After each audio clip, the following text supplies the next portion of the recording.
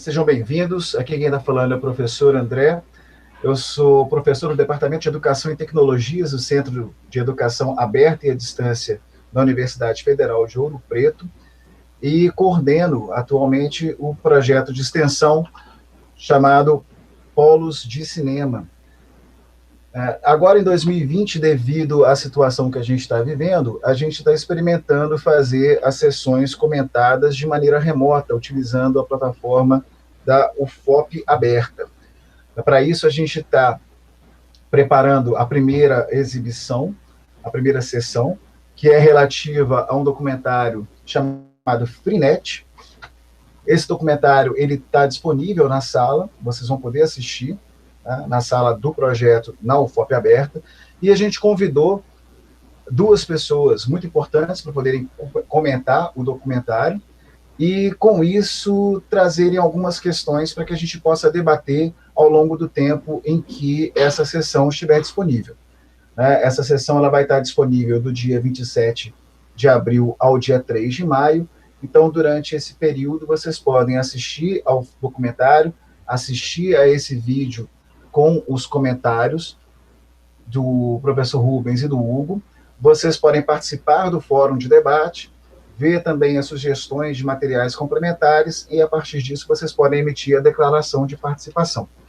A gente já está aqui com a presença do Rubens e do Hugo, então, para a gente poder começar essa conversa, vou fazer uma breve apresentação dos dois. O Rubens Ayrton Ragone Martins é professor do Instituto Federal Sudeste de Minas Gerais, do campus avançado Cataguases, graduado em processamento de dados pelo SES-JF. O que é SES-JF, o Rubens? É o Centro de Ensino Superior, Centro de Ensino Superior de Juiz de Fora.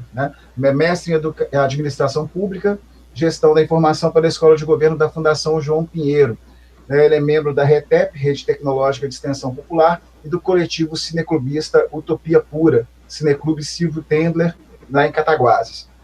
É usuário de software livre desde 1998, militante anticapitalista e anti-imperialista. Isso. Estamos em casa. O Hugo Xavier Guarila é graduado em Comunicação Social pela Universidade Federal de Juiz de Fora, mestre em História, na linha de História da Arte, pela Unicamp, doutor em Museologia e Patrimônio, pela Unirio. Ele é produtor cultural, servidor técnico administrativo da Universidade Federal de Ouro Preto e está lotado na Pró-Reitoria de Extensão. Você está lá na área de cultura, não é isso, Hugo? Eu estou na Coordenadoria de Cultura, isso mesmo. Coordenadoria de Cultura da Pró-Reitoria de Extensão. Ele também é usuário de software livre há 10 anos e se interessa pelo tema da liberdade desde a infância. Tanto eu, André, quanto o Hugo e outros professores da UFOP, a gente está tentando está constituindo um grupo para discutir a questão do software livre, chamado Solos, está em constituição ainda, e essa atividade do Polos de Cinema, além de ser uma parceria com a UFOP Aberta, é uma parceria também com esse grupo. A gente tem aqui, mais especificamente, a participação do Hugo como representante do grupo Solos, o grupo de software livre da Universidade Federal de Ouro Preto. Espero que vocês possam ouvir falar mais desse grupo ao longo dos próximos tempos. Ok? A seleção desse documentário ele tem a ver, então, com o tema que a gente discute no grupo, mas antes da gente fazer essa discussão sobre software livre, a gente entende que esse documentário ele é interessante porque ele coloca algumas questões de base, principalmente se a gente...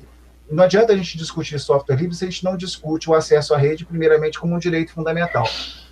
Principalmente quando a gente vê que cada vez mais a presença mais ostensiva das tecnologias de informação e comunicação se torna quase que uma obrigação para que as pessoas possam transitar na sociedade.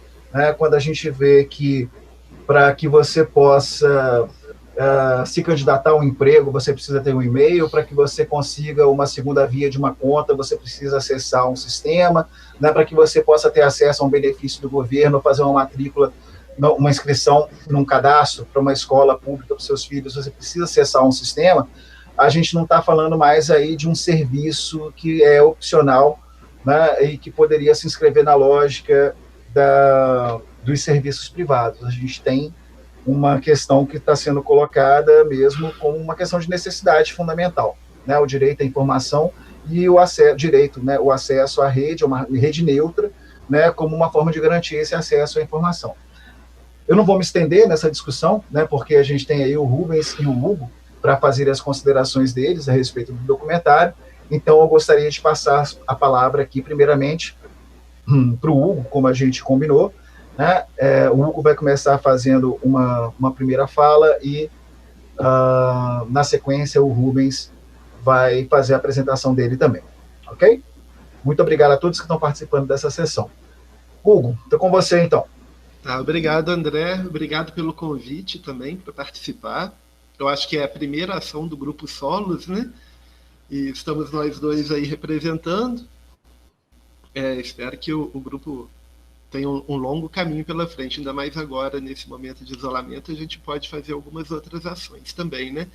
Eu vi no LibreFlix vários filmes sobre software livre, sobre hackers, enfim, a gente pode fazer várias chamadas como essa que você está produzindo, né? Nesse momento, acho que vai ser muito legal. Agradeço também o Rubens de ter aceito o convite. O Rubens é um companheiro aqui já, né, que eu conheço já há muito tempo, enfim, mas aqui na UFOP, no ano passado, a gente fez a mostra Silvio Tendler, que ele foi a figura que proporcionou a própria existência da mostra, né, com contato com o Silvio e tudo, que animou e colocou fogo na gente para fazer, né? Então, Rubens, muito bom que você está aqui com a gente. Obrigado. Então, eu queria começar falando assim, eu vi o filme, né? Vi o filme para comentar, inclusive, eu não conhecia o filme antes. E eu achei um filme fantástico, assim, gostei muito, por vários motivos, né? Eu achei o roteiro dele super bem construído. Ele começa falando, como você disse, André, da situação do acesso à internet, né? Da questão da política pública, como é que você faz a política pública se várias comunidades no Brasil, ainda hoje, o filme é de 2016, mas a realidade não mudou tanto de lá para cá, né? Ainda hoje há uma carência de acesso, né? Então, como assim política pública online? E o argumento principal, né, dessa primeira parte do filme é que se você quer produzir uma política pública, você tem que garantir o acesso, que a universalização do acesso à internet é um elemento vital hoje para a vida em sociedade, né? Como a água, como o saneamento básico, como a eletricidade, enfim. E me parece que a primeira parte do filme, pelo menos, caminha nesse sentido. E eu achei bastante interessante quando eu fui pesquisar, né, quem é que fez o filme, né? Quando aparece lá o LibreFlix, né, no iniciozinho lá aparece quem apresenta. Em geral, quem apresenta é quem financia, né? Aqui no Festival de Inverno, por exemplo, se a gente tiver um financiador que vai bancar lá R$1 milhão para o Festival de Inverno, essa pessoa certamente vai ser o apresentador, vai ser assim, instituição tal apresenta Festival de Inverno de Ouro Preto, Mariana e João Molevade.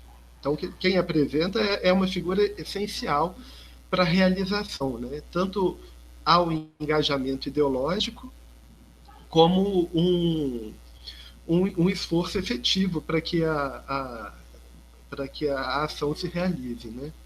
Então, aí eu encontrei lá o IDEC, o Intervozes, o Instituto NUPEF e o ITS Rio. O IDEC, tanto o IDEC como o Instituto NUPEF recebem recursos da Fundação Ford, são financiados pela Fundação Ford, que é esse grupo norte-americano, né? Se você entrar lá na Wikipédia, no verbete da Fundação Ford, em português, né, eles vão estar lá se desvinculando, tem um esforço para se desvincular da montadora de automóveis, né, da corporação Ford, aliás, não só de automóveis, né, mas, enfim, falando que o Henry Ford II ou terceiro, sei lá, saiu do conselho gestor da administração Ford na década de 70, enfim. Então há esse esforço. E no Brasil, particularmente, também tem um esforço para colocar a Fundação Ford como para questionar a atuação dela.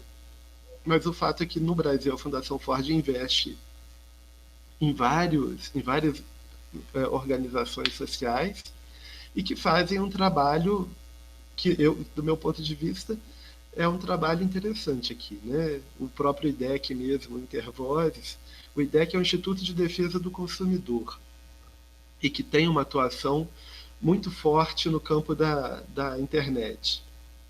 Eles chamam internet livre, mas eu não tenho certeza que o conceito de liberdade quer dizer, o conceito de liberdade ele tá sendo tratado como algo dado, né? Ele não está sendo discutido o que é a liberdade, não é disso que se trata. Já parte de um pressuposto, tanto o filme como a maior parte desses grupos, né, já partem de um pressuposto de um conceito talvez não pacífico de liberdade, mas eles não fazem essa discussão. Então já partem de algum lugar que a liberdade já é algo dado, não um conceito dado. Como se cada um tivesse uma representação da liberdade minimamente similar, né? Para a gente poder ter certeza que está falando da mesma coisa quando fala de liberdade. Eu realmente, assim, eu não tenho certeza que a liberdade é a mesma, que todos nós temos o mesmo conceito de liberdade, assim, a mesma representação.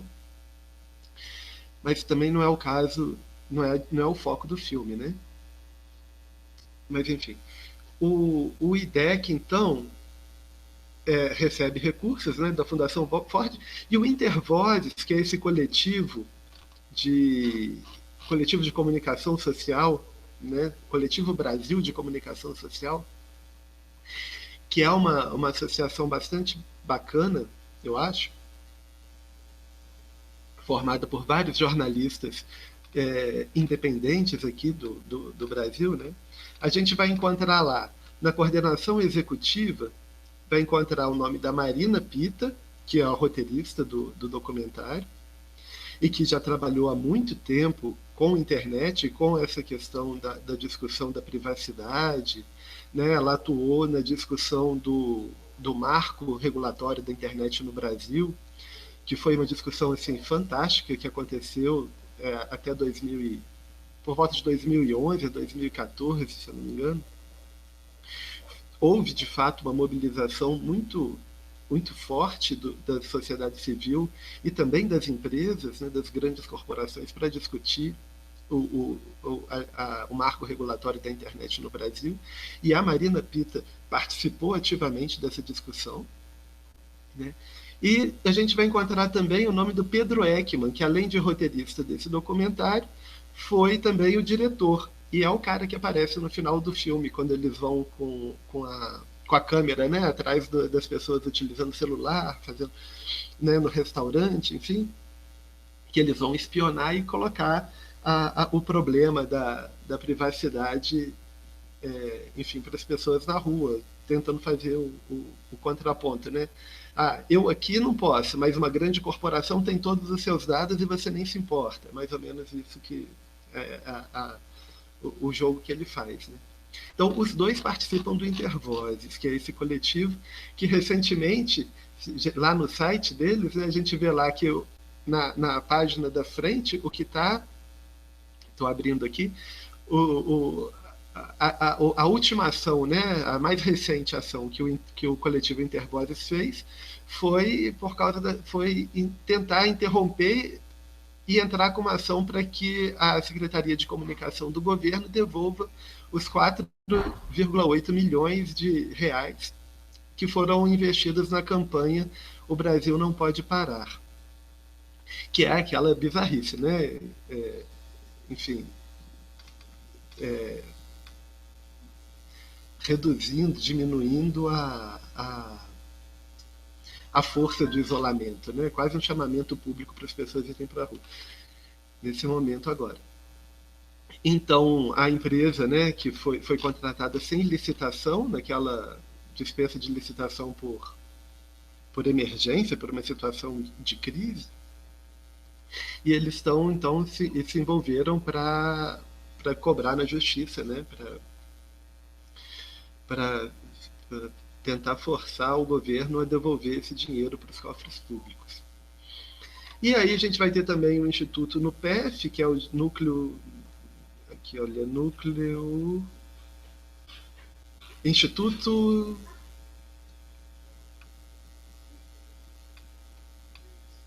Olha, tá aqui, NUPEF, mas o site deles é o pior deles, eles não falam direito o que a sigla NUPEF significa, mas... Enfim. De qualquer forma, eles são um instituto sem fins lucrativos dedicado à produção e análise de dados, à expansão do conhecimento e à promoção de atividades de aprendizado para formuladores de políticas e ativistas da sociedade civil. E o CGI, né, que ele aparece também, que tem o ITS Rio, Instituto de Tecnologia e Sociedade, e o CGI, que é o Comitê Gestor da Internet no Brasil, que ele aparece logo depois no grupo.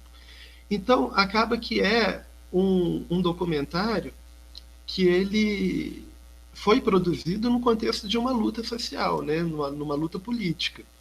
E a partir de pessoas que estão estudando efetivamente, diferente do político, né? Que tem o cargo, que é eleito e tem o cargo, e que não tem esse conhecimento técnico das coisas. Ele depende de outros técnicos para se aprofundarem no assunto, né? Porque a política em si ela já é uma profissão.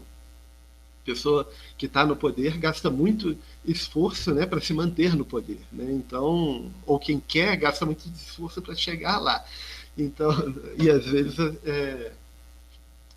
não se dedica necessariamente a uma causa a ponto de aprofundar o conhecimento nela, né? Mas então, esse documentário ele surgiu a partir de pessoas que são militantes da causa, são ativistas vinculados a questão da internet, vamos dizer, livre, né? Que é da forma como eles falam. Mas, enfim, há um engajamento, então, ideológico, que é o que promove, né? Que é a razão de ser de todos esses institutos e associações de ONGs que participaram da produção. E o documentário surge aí. Então, aí dá para a gente ver por que ele é tão bem construído, né? Esses vários... porque ele é bem construído porque são pessoas que sabem do que estão falando. E dedicaram um tempo para esquematizar de uma forma muito didática e para estruturar o discurso. Então, eles vão começar lá falando da carência da internet, vão falar das possibilidades da internet lá em Caramuri, como é que a internet pode ser utilizada para mudar a vida de um produtor rural, para facilitar, enfim, para colocar ele no mundo, né, em uma relação diferente com o mundo, de forma assim, que ele pode melhorar a economia local. Teve um cara muito bom que ele falou, olha, internet aqui é consciência política, em algum momento do filme, né? Isso significa consciência política. A gente vai poder pleitear uma estrada, um ramal que eles falam, né? Vamos pleitear uma estrada melhor, vamos pleitear a escola melhor. É o conhecimento. A nossa biblioteca aqui temos pouquíssimos livros, mas com a internet, agora com o fechamento dos livros de humanas, né, que também fala no filme, é menos livros, mas enfim, é o conhecimento, né? Então a internet pode significar isso tudo. E pode significar muitas outras coisas também. Eu vou interromper a minha fala aqui para o Rubens poder falar e depois eu retomo e a gente vai conversando, né, Rubens? O Rubens vai fazer um apanhado aí da tecnologia, do conhecimento da rede. Fala aí, Rubens. Não está ligado o seu microfone, Rubens.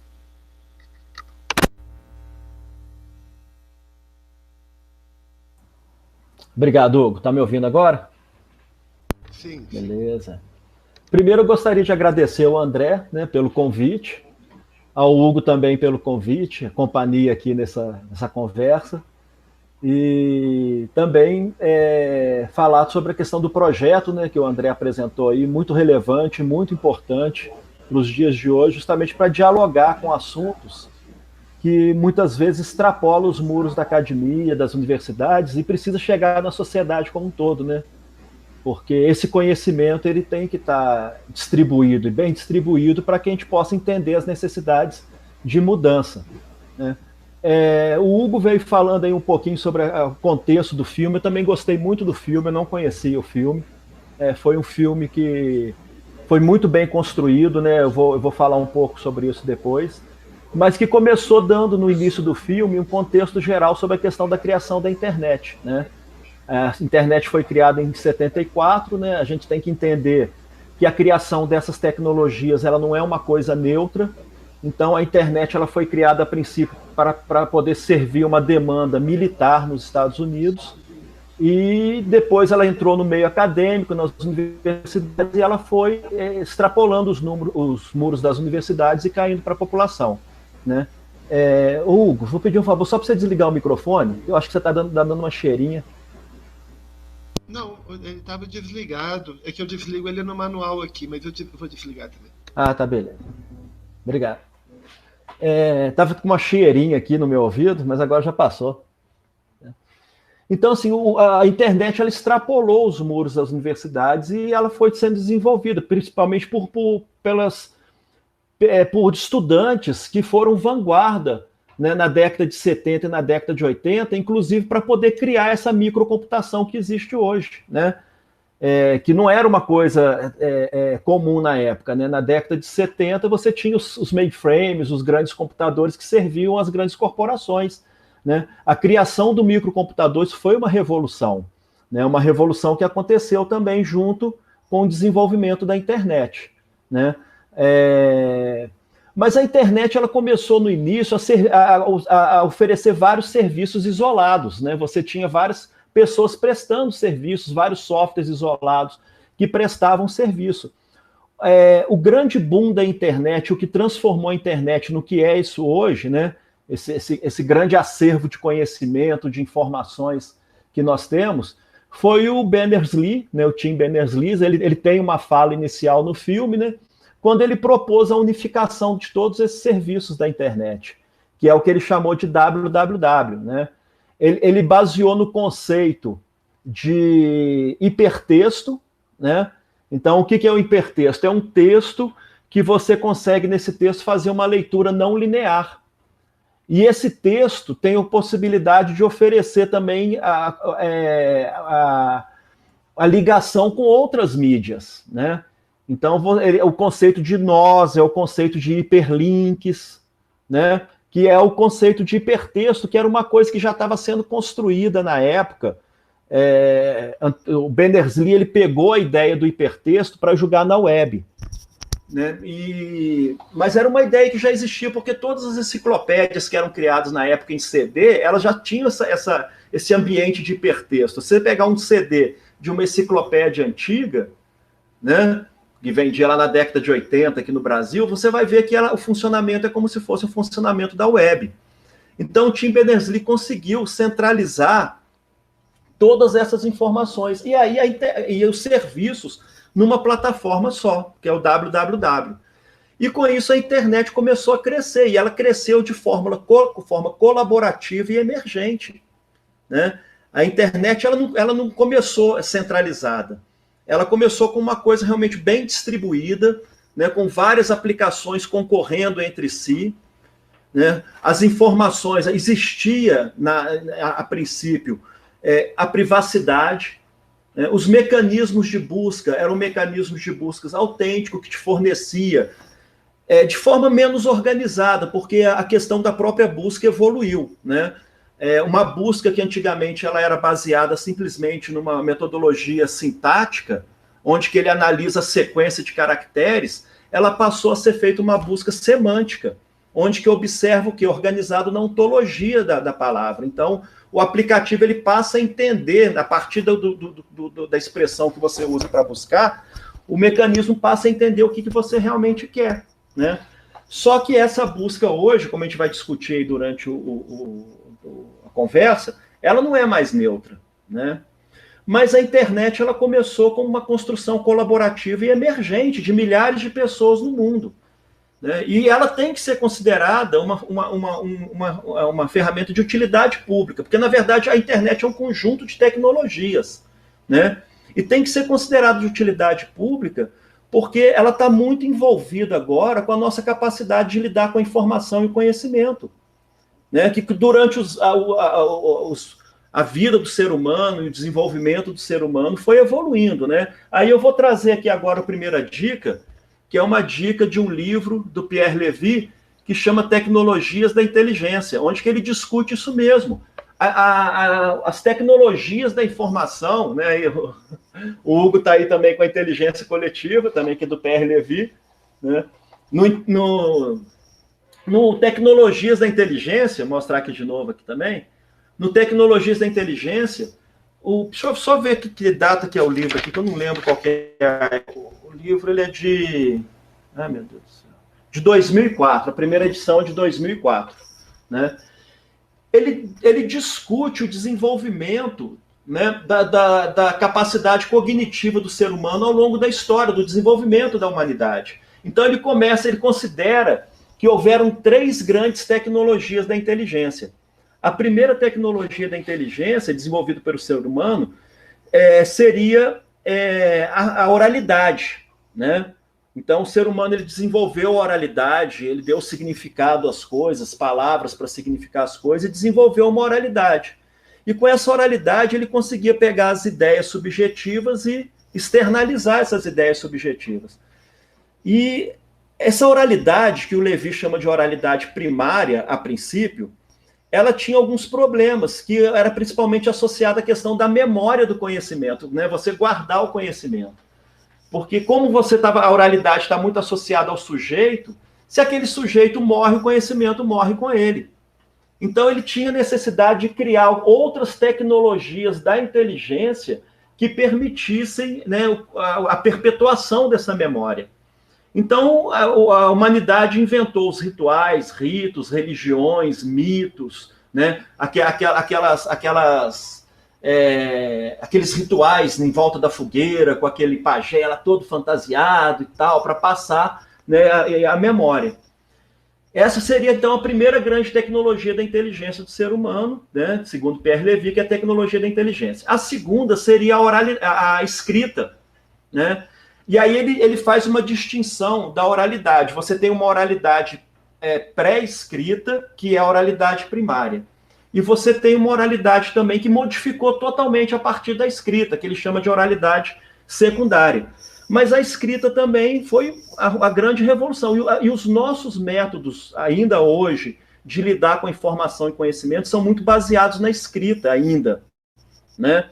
A gente está vivendo esse período de mudança, de revolução agora. As próximas gerações, elas não vão lidar com conhecimento e informação da forma que a gente lida, muito associada à escrita, ao livro, né? Uma leitura linear, né? Mas aí essa nova tecnologia também trouxe alguns problemas que precisaram ser resolvidos. Então foram inventadas outras tecnologias para poder organizar o conhecimento. O conhecimento escrito, ele precisava ser organizado. Então ele foi organizado em paginação, né, em índices, índice remissivo, nota de rodapé. Com toda essa organização do conhecimento a partir da escrita, foi possível a criação da primeira enciclopédia, né, pelo Diderot, né, que ele criou a primeira enciclopédia baseada em todas essas tecnologias de organização da escrita, da tecnologia escrita, né? E agora nós estamos vivendo um período de revolução, de mudança, que já vem acontecendo já há bastante tempo, não é de agora. Isso tudo que está acontecendo agora, isso foi discutido na década de 30, década de 40, a partir de uma concepção sistêmica da realidade, né? A partir de uma observação de que as relações são relações sistêmicas. Você deixa de ter uma observação cartesiana da realidade e passa a ter uma observação mais sistêmica, né? Isso eu acho muito legal, porque a teoria sistêmica ela chega muito mais próxima à dialética, né? Nós marxistas, né? Chega muito mais próximo da dialética do que a cartesiana. Então, assim, é uma evolução no pensamento científico, quando o pensamento científico adota o pensamento sistêmico. Então, já lá na década de 40, através da teoria geral dos sistemas, desenvolvido pelo Bertalanffy, eles começaram a entender a organização dos sistemas de informação.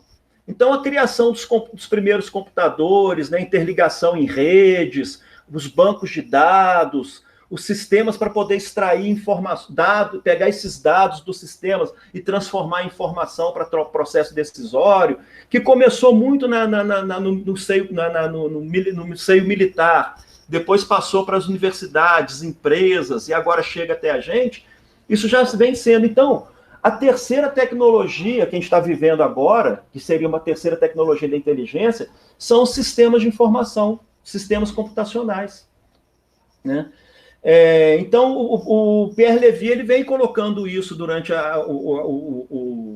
o livro dele, e ele mostra que como o acesso ao conhecimento deixou de ser um acesso linear e passou a ser um acesso baseado no hipertexto ou hipermídia, porque você tem um acesso agora que se dá em rede, né? Você está lendo um artigo, clica num link, vai para outro lugar, vê uma música, escuta um vídeo, né? Então, a forma de lidar com conhecimento e informação é diferente, porque hoje você tem a multimídia junto com isso, né? Você tem várias mídias que são colocadas. E quando você tem o áudio, o vídeo, a intensidade, né, da informação que chega para você é muito maior que simplesmente ler um livro. Você lê um texto sobre Beethoven, de repente você clica num link, visita a casa dele, clica no outro link, escuta algumas músicas dele, clica no outro link e vê um filme sobre ele, né? Então você consegue aprofundar muito mais o conhecimento, porque o conhecimento, ele não é aquele conhecimento mais linear, ele é um conhecimento que se espalha através da rede. Então, devido a isso, a importância, né, da internet, a importância das tecnologias da informação e do conhecimento. E a sociedade da informação que nós temos, ela só foi possível por causa de 3 fenômenos que aconteceram de forma interrelacionada. Primeiro foi a convergência da base tecnológica, né? Nós tínhamos uma base tecnológica que era analógica, você queria tirar uma foto, você comprava um filme, colocava na máquina fotográfica, tirava e revelava, era analógico. Você queria mandar uma carta, você escrevia e mandava pelo correio, era analógico, né? Então, você tinha essa convergência da base tecnológica, do analógico para o digital, foi fundamental. Segundo, foi a dinâmica da indústria. A indústria conseguiu, num tempo acelerado, baratear, de certo ponto, né? Vamos também ter a questão crítica em relação a isso, mas as tecnologias da informação, os computadores, as redes, a fibra ótica, o satélite, eles conseguiram, né, uma dinâmica da indústria que conseguisse, de certa forma, baratear isso tudo. Isso tudo, inclusive, a importância de falar daqueles revolucionários que eu falei da década de 80, final da década de 70, estudantes que começaram a desenvolver os seus microcomputadores, né? E terceiro ponto que foi importantíssimo também é esse crescimento da internet, né? A sociedade da informação, ela não seria possível sem essa convergência dessa base tecnológica, sem a dinâmica da indústria e nem o crescimento da internet. E a internet, ela só foi possível graças a esse conjunto de tecnologias que foram construídas de forma coletiva e com conhecimento acumulado pela humanidade, né? É uma coisa que discute no filme também, que a gente pode até discutir aqui ou não, mas eu acho que poderia caber em outro lugar, porque também dá uma discussão bem aprofundada, que é essa questão dessas patentes. Para quem que elas servem, essas patentes? Né? Se o conhecimento é construído de forma coletiva e a partir de um conhecimento acumulado, né? Então, é umas coisas que a gente tem que pensar. Aí a gente tem que pensar também na questão da tecnologia, né? Como que é essa questão da tecnologia? Porque fala da tecnologia, todo mundo já vai e pensa, tecnologia é tecnologia da informação. Os computadores, né, impressoras. Isso é uma tecnologia baseada numa técnica, né? Então, para poder só fazer uma discussão sobre a questão da tecnologia, eu queria trazer uma segunda dica, que é esse livro aqui do Álvaro Vieira Pinto. Tá? O Álvaro Vieira Pinto, ele é um filósofo marxista, ele nem sempre foi marxista. Olha só que coisa, a juventude dele foi uma juventude ligada ao movimento integralista. Ele foi da Juventude Integralista. Só que depois, quando ele se tornou um acadêmico, começou a estudar, ele percebeu que não, ali a explicação da realidade concreta, a partir de uma metodologia que dê conta, é o marxismo. Ele se tornou um marxista, um filósofo marxista importante brasileiro, e que não é muito conhecido, porque a ditadura militar, né, civil-militar, que veio a partir do golpe militar de 64, ele tentou também acabar, como outros pensadores importantes brasileiros, tentou também apagar as ideias de Álvaro Vieira Pinto. Mas o Álvaro Vieira Pinto ele foi um dos fundadores do ISEB, que é o Instituto Superior de Estudos Brasileiros. Ele influenciou Paulo Freire, o Darcy Ribeiro e outros intelectuais, né? O Paulo Freire chamava o Álvaro Vieira Pinto de mestre brasileiro. Mestre brasileiro. Foi muito importante para o desenvolvimento intelectual do Paulo Freire. Então ele tem esse livro dele aqui, que é o Conceito de Tecnologia, são 2 volumes. O Álvaro Vieira Pinto ele morreu em 1987, esse livro aqui foi publicado em 2005, porque a esposa dele achou os manuscritos. Esses manuscritos são de 1973, e é extremamente atual para quem quiser entender a questão do desenvolvimento da tecnologia, né? E a importância desse desenvolvimento e do conceito dentro da tecnologia para a superação do subdesenvolvimento, né? São 2 livros, esse aqui é o primeiro volume, né? E esse aqui é o segundo volume. Tá? É uma obra bem densa, são cerca de 1.500 páginas. Tá? E aí, o que acontece? Nesse contexto, o Álvaro Vieira Pinto ele fala o seguinte, que a técnica é uma ação humana intencional. Né? A técnica é uma ação humana intencional e que a técnica vai ser dada a partir da capacidade do ser humano de apreensão das propriedades objetivas das coisas. Né? Então, ele parte desse conceito de técnica para chegar no conceito de tecnologia, que ele pensa a tecnologia a partir de 4 elementos. Tá? O primeiro elemento que ele pensa a tecnologia é a logos da tecnologia, que é o conjunto de técnicas que todas as sociedades possuem. Tá? E ele leva em consideração que todo esse processo tecnológico é um fenômeno social total, é uma coisa coletiva. Né? E as grandes inovações tecnológicas da humanidade são processos históricos coletivos. Né? Então, assim, o Álvaro Vieira Pinto ele parte do materialismo dialético, né, para fazer essa análise do desenvolvimento da tecnologia, né, como um conjunto de técnicas que as sociedades possuem. O segundo é o instrumento, a tecnologia como instrumento de dominação. Né? Quem detém a tecnologia controla a distribuição e a produção de quem não possui. Né? Esse livro foi escrito, esse manuscrito em 1973, mas isso é presente, né? E está muito, muito dentro do contexto do filme. Né? E ele considera no livro também o seguinte, que aquelas pessoas que se apropriam da tecnologia, ela tem o poder para desenvolver outras formas de tecnologia. Né? É um processo cíclico da construção do conhecimento, né? Onde você tem o conhecimento tácito de cada um, que é externalizado, combinado, né? E aí se tornam novos conhecimentos, e isso gera um ciclo de desenvolvimento do conhecimento. Né? O terceiro elemento que ele aponta é o elemento ideológico, né? Que a tecnologia ela é percebida como instrumento de adoração, né? Que garante a evolução e a existência do moderno. É o melhor celular, é aquele, né? Aquele computador, então cria aquele fetiche da mercadoria através do desenvolvimento da técnica. Né? E o quarto elemento que ele coloca é a ciência da epistemologia da técnica, né? Que é onde que a tecnologia é entendido como domínio teórico da técnica. Né? Então, a partir daí, ele faz uma discussão mostrando que a tecnologia não é neutra. Ela não é neutra em nenhuma sociedade. Né? Isso não quer dizer que uma tecnologia, igual a tecnologia da informação, que foi produzida numa sociedade capitalista, né, ela não possa servir para outra sociedade. Claro, isso é conhecimento humano acumulado. né? É um conhecimento humano acumulado. Então, ela pode ser usada, sim, para outras sociedades de outras formas, né? E todas as sociedades... Então, assim, todas as sociedades, elas produziram suas tecnologias de forma coletiva e com conhecimento acumulado, né? A sociedade capitalista, ela produz e reproduz as suas tecnologias, sempre como ferramenta de dominação e perpetuação do sistema, né? E com essas tecnologias da informação e da comunicação, isso não seria diferente. Isso não seria diferente, né? Então, assim, eu concordo que a internet, ela é um direito do cidadão, é um dever do Estado. Eu concordo que a conexão tem a potencialidade de aumentar a participação e os controles sociais, a liberdade de expressão, mas a pergunta que tem que vir também é o quê?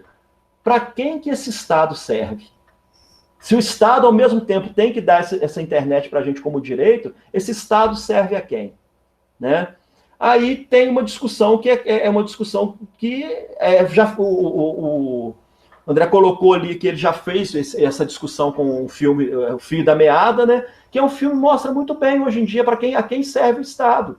O Estado ele está sequestrado pelo sistema financeiro, né? O sistema financeiro sequestrou o Estado para si e se usa em seu bel prazer. Então, você tem aí 6, 7 famílias de trilhardários espalhados no mundo que controlam o sistema financeiro e que controlam o Estado.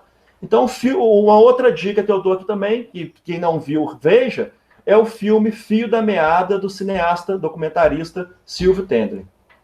Então, só para concluir uma questão, então, olha só, baseado nesse pensamento do Estado, o Estado serve a quem?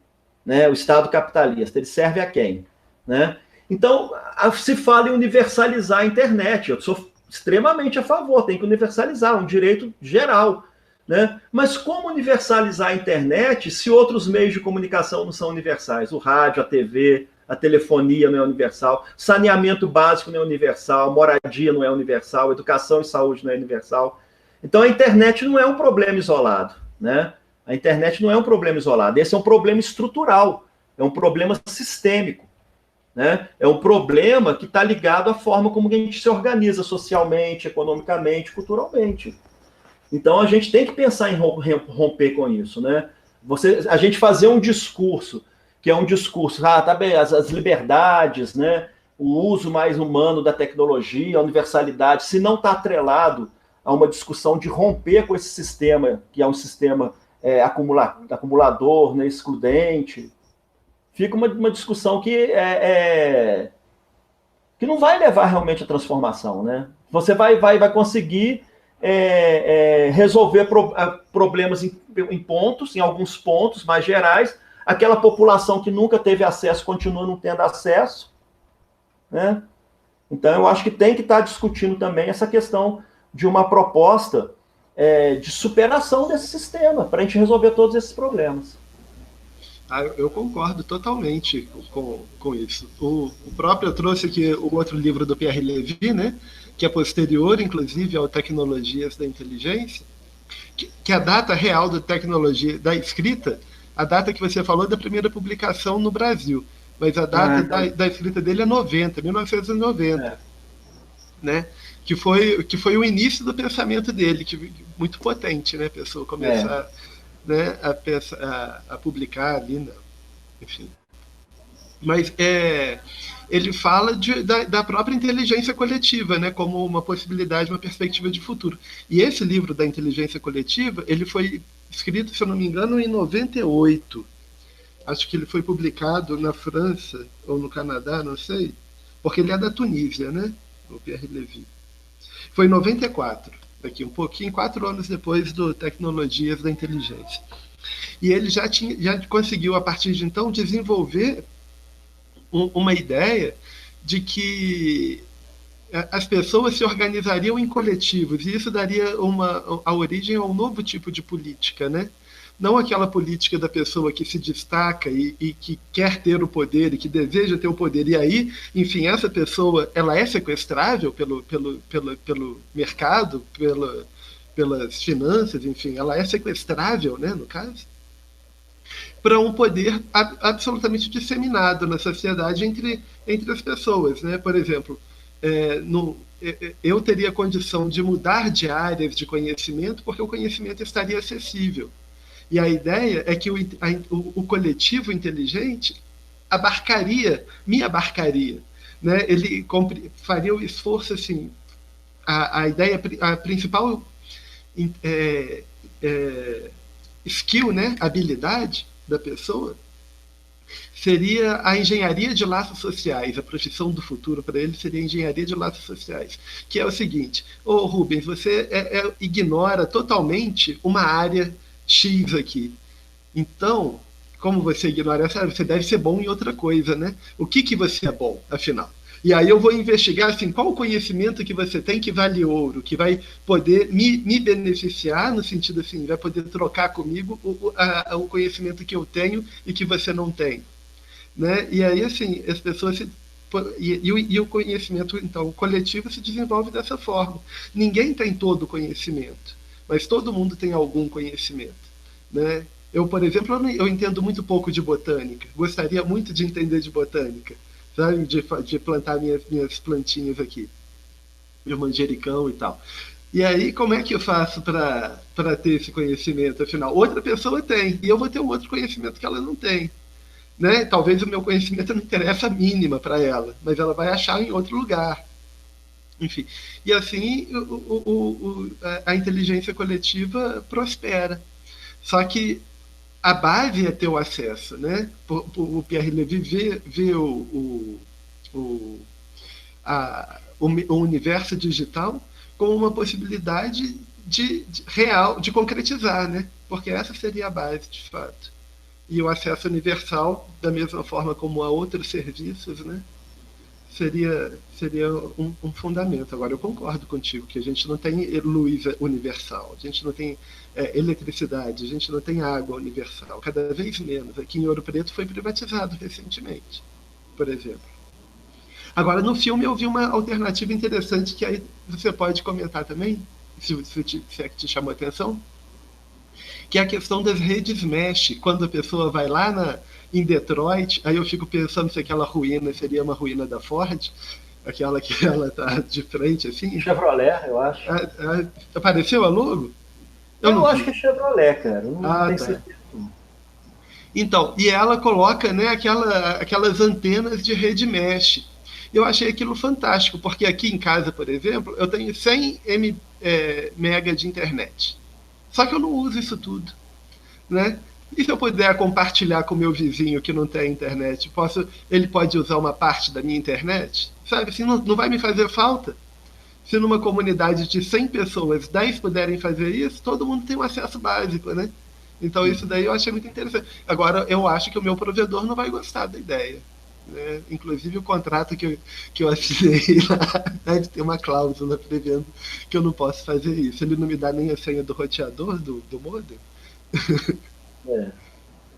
A rede mesh ela é uma alternativa, mas ela não vai te livrar do provedor, não. Ela não vai te livrar desse pessoal que controla a infraestrutura da internet, né? Então, assim, você pode distribuir a rede ali para sua comunidade, para seus vizinhos, mas alguém vai estar ainda tendo que pagar pela infraestrutura, né? Eu acho que o André caiu de novo. Caiu. Alguém vai pagar. Alguém vai pagar pela infraestrutura. Agora, a rede mesh é uma alternativa, sim. Porque a rede mesh é uma rede potente e fácil de implementar. Né? Aqui no Brasil ainda não está muito barato os roteadores de rede mesh, mas já está barateando.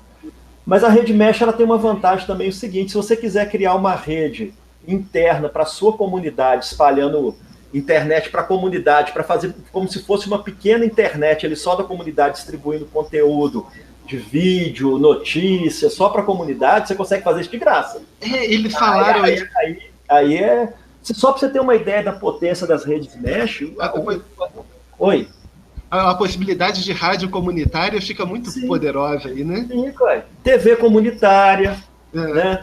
Tudo comunitário, né? Porque você consegue criar uma rede como se fosse uma rede privada ali só da sua comunidade, controlando o sinal, controlando tudo. Aí você não depende das grandes corporações, né, de telefonia. Né? Eu achei uma ideia muito boa. isso tem um potencial no futuro de conexão, né? Ponto a ponto, né? O mundo inteiro ligado em rede mesh, né? Ué. Porque, não sei nem se a tecnologia seria no futuro mesh, mas poderia, né? Porque aí tem que evoluir a questão da segurança, um monte de coisa aí. Né? Mas só para você ter uma ideia da rede mesh, os Estados Unidos, né, nessas guerras dele aí, ele tem pequenos drones, em pequenos... Eu não sei como que eles chamam, mas eles passam de lugares estratégicos e vão soltando esses dispositivos ficam ali na Terra, de repente eles criam uma grande rede ali na região para todo mundo se comunicar naquela região. Eles criam a rede instantânea, eles jogam o dispositivo, pá, e cria a rede. Né? É bem interessante. Mas é aquela questão, porque o próprio filme, ele aborda principalmente 3 problemáticas atuais da internet. Né? O primeiro problema que o filme aborda é o problema da infraestrutura, né? Que é isso que a gente está falando aqui. Né? A infraestrutura é centralizada, são 70%, segundo o filme, 70% dos troncos de internet pertencem a uma única empresa americana. Né? Poucas empresas controlam toda a infraestrutura, toda a via de informação é controlada por poucas empresas. Elas controlam o tráfego, elas podem melhorar a sua banda, diminuir sua banda. Por exemplo, de repente você tem uma internet de 100 megas que funciona bem. Quando ela percebe que você está compartilhando com o vizinho, aumentou o fluxo de dados, ela pode jogar sua internet para baixo. Ela tem o controle. Né? As internets elas são mais caras em regiões de maior pobreza, é mais difícil chegar, elas são de pior qualidade, são mais caras. É tudo no esquema de transferência de renda, cara. Você vê, os impostos que a gente paga do jeito que a gente paga é transferência de renda. Você compra um alimento no mercado que lá tem embutido tanto imposto, cara, que é para pegar a sua renda e jogar para o governo, que vai jogar para o banco, que vai jogar para outro lugar.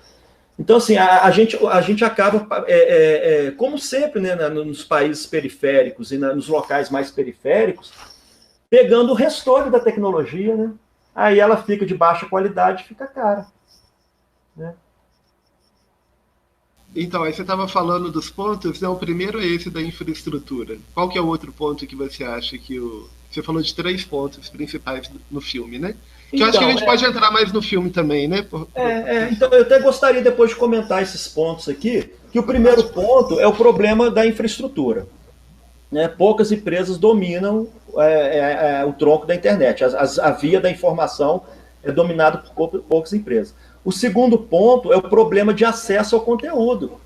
Né? A internet ela foi colocada aí para ser um divulgador de conteúdo. As pessoas que podem produzir, é isso. A beleza da internet está nessa formação emergente, né? Uma cultura emergente. Vem coisa ruim? Vem. Aparece coisa ruim na internet? Aparece. Mas essas coisas se perpetuam? Não. Igual essas fake news, é coisa que dura uma semana. Né? O que é de bom na internet, isso vai entrar no acervo do conhecimento da humanidade. Né? E isso é construído de forma emergente. Só que os provedores, os mecanismos de buscas, os donos das plataformas de aplicação, eles controlam o acesso do conteúdo. Né? Esse é um segundo problema. E o terceiro problema também colocado no filme, que a gente pode discutir esses 3 aqui agora também, é o problema da privacidade. Né? Então eu achei assim, que o filme foi muito feliz, porque ele chegou falando o que é a internet, depois contou a problemática da infraestrutura, a problemática no acesso, que é limitado, que é censurado e etc., e a problemática de hoje da privacidade, que antes era uma coisa do Estado, é o Estado invadindo e pegando dados do cidadão. Aí as empresas que, na verdade, as grandes corporações que, na verdade, controlam o Estado, pensaram, se o Estado pode, por que a gente não pode? E agora a vida nossa virou um pandemônio, né? Tá aberta, né?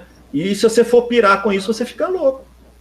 Mas sabe que eu concordo com os 3 pontos, eu acho que é isso mesmo. Também eu tinha notado aqui mais ou menos essa estrutura, essa linha, né, que o filme segue. Agora, eu gostei muito da experiência do Uruguai, porque eles resolvem um outro problema. Porque, assim, quem produz para quem, né? Porque você pode estar na internet, você tem a condição de produzir, mas você de fato produz? sabe?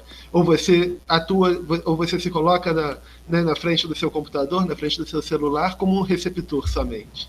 Porque isso é um problema. Agora, lá no Uruguai, da forma como eles estavam utilizando, a criança já é, né, colocada na situação de agente, de ativo. Né? A menininha fazendo o próprio desenho de animação dela, eu achei aquilo lindo.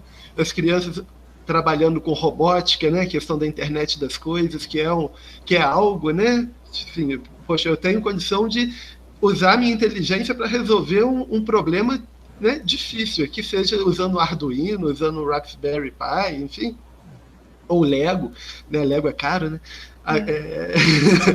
E o legal é que todo conhecimento para isso está disponível na rede. Está disponível na rede, exatamente. Agora, assim, as pessoas são muito utilizadas também, né? A própria fake news, essa indústria de fake news que existe, ela serve para manipular. Tem alguém tem um interesse nisso. E é muito bem sucedido, né? E essas pessoas são bem sucedidas. Quer dizer, dura pouco, beleza, dura pouco, mas tem um efeito nocivo, cruel, perverso, muito forte. Sim. Né? E depois, da semana que vem, tem outro, né? Que vai ter o mesmo efeito. E assim o poder vai se mantendo. Né? Sem dúvida.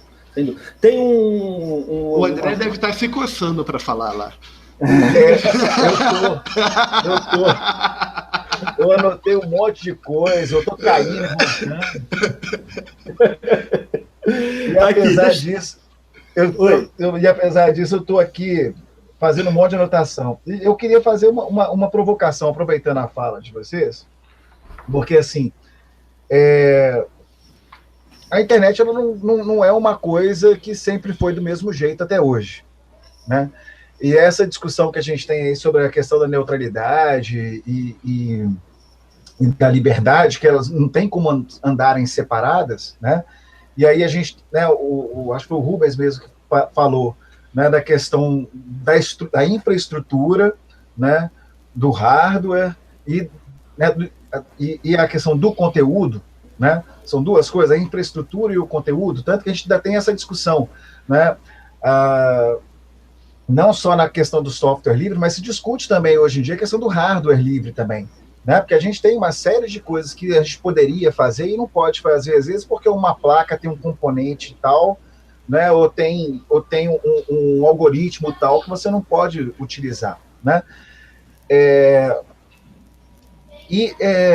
A provocação que eu faço é o seguinte: quando eu vejo vocês falando, eu me identifico muito, né? Mas eu me identifico mas com aquela perspectiva que aparece ali no filme, né, inicial. Eu consigo perceber uns momentos bem significativos para mim, assim, onde a gente tenta, eu acho que não só eu, mas qualquer outra pessoa, tenta se perguntar onde foi que a gente começou a errar o caminho da internet, sabe? Eu tive acesso a computador por um acaso, né, quando eu era adolescente ainda, no final na metade final da década de 80. Meu pai ganhou no trabalho dele um computadorzinho desses de conectar na TV, era a CPU junto com o tecladinho ali, não tinha mouse, não tinha nada disso, né? Gravava as coisas em fita magnética, né? E ali eu não tinha nada para fazer com aquele negócio, a não ser aprender a programar, né? Se eu quisesse mexer com alguma coisa ali, eu tinha que começar a programar um pouquinho. Comecei a aprender ali e tal.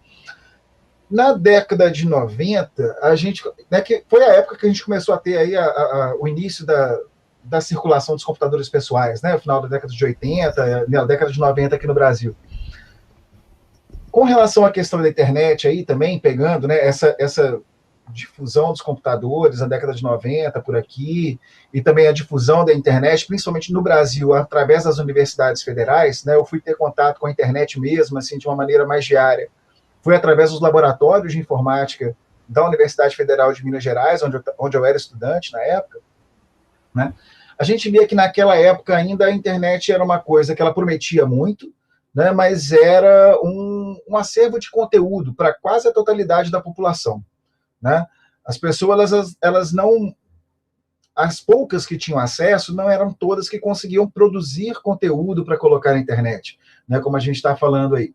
A gente viu a partir do final da década de 90 esse processo sendo facilitado, né, e a gente viu, a partir dos anos 2000, né, com o que se começou a chamar de Web 2.0, essa possibilidade que qualquer usuário possa se tornar não só um espectador da rede, né, um coletor de informações arquivadas na rede, mas também um produtor de conteúdo. E isso gerou esse processo que foi se construindo, né, até esse ponto, ele gerou muita expectativa para a gente, né? Quando a gente pega essas referências como Pierre Levy, que escreveu ali na década de 90, a gente vê que essa expectativa estava assim, no ápice, né? A gente compreendia isso como uma possibilidade de democratização do conhecimento, uma possibilidade de exercer a democracia de uma maneira mais ampla, né? E, de repente, a gente viu que esse processo, inclusive a nossa colaboração como produtores de conteúdo, a partir dos anos 2000, ela foi cooptada, né? Ela foi cooptada e aquilo que a gente esperava, né, que se denominou lá no início dos anos 2000, que a gente teria a primeira geração aí de nativos digitais e tudo mais e tal, pelo que eu vejo hoje, pela maneira como as pessoas vêm desenvolvendo, como a rede ela foi cooptada para a sua maioria, né, e a maneira como as pessoas mais novas circulam pela rede, né, a gente vê mais um cativo digital do que um nativo digital. Né? As pessoas elas circulam na rede mais mediadas pelas grandes corporações. Né? Dificilmente a pessoa ela faz uma busca ativa de informação. Né? A informação ela vai caindo toda sobre ela, né? Selecionada por algoritmos que definem, inclusive, qual informação de qual amigo meu que foi publicada e que vai chegar até a mim. Né? E a gente tem esse comportamento bem passivo, ou seja, a gente tinha uma expectativa de ter um acesso muito grande à informação, e, na verdade, o que a gente está tendo agora é um processo de afunilamento informacional, né, que nos deixa numa posição muito passiva. Né? Esse ano de 2019 foi um ano que foi uma marca, né, com um dado que eu achei assustador nesse processo. Vocês falaram de ferramenta de busca, né, e tudo mais. Essas ferramentas elas não são neutras, né, como o Rubens bem falou. À medida que elas vão sendo desenvolvidas, a gente não sabe como é que os algoritmos fazem a seleção, né, e cada vez eles são mais complexos, baseados em comportamentos da gente, e a gente não sabe como é que esses comportamentos eles são coletados e analisados. A gente não tem essa noção. Mas tem um dado que eu acho que é importantíssimo do ano passado, que é o de que pela primeira vez a gente chegou a um resultado em que mais de 50% das buscas, das pesquisas feitas no Google, não geram clique nos resultados. Isso é uma informação que eu acho, assim, assustadora. Né? Ou seja, mesmo utilizando uma ferramenta de busca cheia de problemas, né? Que é, como a gente entende que é o Google, além do resultado já ser direcionado, as pessoas estão se contentando com aquelas janelinhas em que eles resumem o resultado da sua pesquisa e te oferecem ali o resumo da informação que ele acha que você precisa. Ou seja, você, além de não fazer a busca ativa de informação, né, nos portais, nas bases de dados, onde for possível, você se limita a uma informação que alguém definiu para você que aquele pedacinho é o que você precisa naquele momento. Né? Então, eu achei isso muito assustador quando eu vi. Não sei como é que vocês veem isso. Né? Só essa provocação aí. Vou voltar a bola para vocês. Eu acho essa problemática fundamental, porque o que acontece com a informação e conhecimento é que ele está sendo empurrado. Né? Você não vai em busca. Ele está sendo empurrado por interesses de grandes corporações, por interesses de manipulação, de perpetuação de um sistema. Né? Tem a terceira e última dica que eu ia dar de livro, é um livro interessante que traz algumas respostas interessantes sobre esse processo, que eu ia até falar dele mais adiante, mas já vou apresentar, que é esse livro aqui. Ó. Tá? Esse livro é do Claudio Katz e do Oswaldo Cotiola, né? O Neoliberalismo ou Crise do Capital, e nele tem um capítulo que foi escrito pelo Claudio Katz, que ele chama das 7 teses as 7 teses sobre as novas tecnologias da informação. Esse livro aqui, ele foi escrito há quase um quarto de década. Ele já tem pelo menos 25 anos que ele foi escrito, né? Mas foi justamente uma análise da questão de como que a inovação, né, e as novas tecnologias são inseridas dentro desse sistema capitalista, né, e se há uma alternativa melhor para essas. Aí tem um trechinho aqui que eu gostaria de ler. Deixa eu pegar aqui meu óculos, que eu acho que ilustra bem isso, nesse livro que eles escreveram há 25 anos atrás. Que ele escreveu dentro de uma das teses dele, que ele fala o seguinte: a privatização da internet, isso há 25 anos atrás que ele falou, a privatização da internet exige a generalização prévia de novos sistemas de codificação da informação para eliminar o funcionamento público, universal e gratuito do sistema. Eles escreveram isso há 25 anos atrás, e é o que a gente vive hoje, né? De fato, essa questão dessa manipulação do conteúdo, né? Essas coisas que são empurradas para a gente, né? Dentro daquela questão dos filmes, daqueles pontos ali que a gente colocou lá, inclusive a questão do acesso, eu também queria falar mais alguma coisa dentro disso que você falou, André, mas eu também estou querendo escutar o Hugo agora um pouco sobre o que você falou. Então, o André sempre pauta essa discussão, né, no grupo, no Solos. Eu acho que é muito importante mesmo. E eu fico pensando assim, bom, tem essa questão do acesso, né, mas tem a parte da juventude, né, assim, as pessoas que nasceram nos anos 2000 e que hoje estão lá, né, que a gente convive diariamente, tanto você, Rubens, no IF, como a gente na UFOP. Né? A gente está lidando com as pessoas que já nasceram na era digital, com internet e tudo. E aí eu fico pensando assim, olha, tem alternativas ao Facebook, né? Mas o Facebook é o que dá resultado. Né? Para onde as pessoas vão, é onde elas fazem a divulgação dos trabalhos, enfim. Eu adoraria que todo mundo estivesse na diáspora. Sabe? Eu precisaria que não trabalhar no Facebook, igual eu trabalho na parte da comunicação da Pró-Reitoria de Extensão, eu não entendo nada de Facebook, sabe? Eu não quero entender dessa lógica de promoção, eu não quero entender assim, como que eu faço para o meu evento estar no primeiro da lista do Google. Eu preferia não querer entender nada disso. Sabe? Mas para ter acesso, para chegar lá, para o meu evento ser um sucesso, eu tenho que entender, entendeu? Eu tenho que saber, tenho que dominar isso. E assim, eu tenho que dominar alguma coisa de Facebook. Eu sei, meus bolsistas é que dominam, né? Eu contrato bolsista que vai dominar. E aí, quando eu vou falar lá de diáspora, eu vou falar de software livre, ninguém quer saber. Recentemente eu instalei o Linux agora, ele entrou em uma certa moda, eu instalei nos 2 ou 3 computadores lá o Linux Mint, que é o bom, né?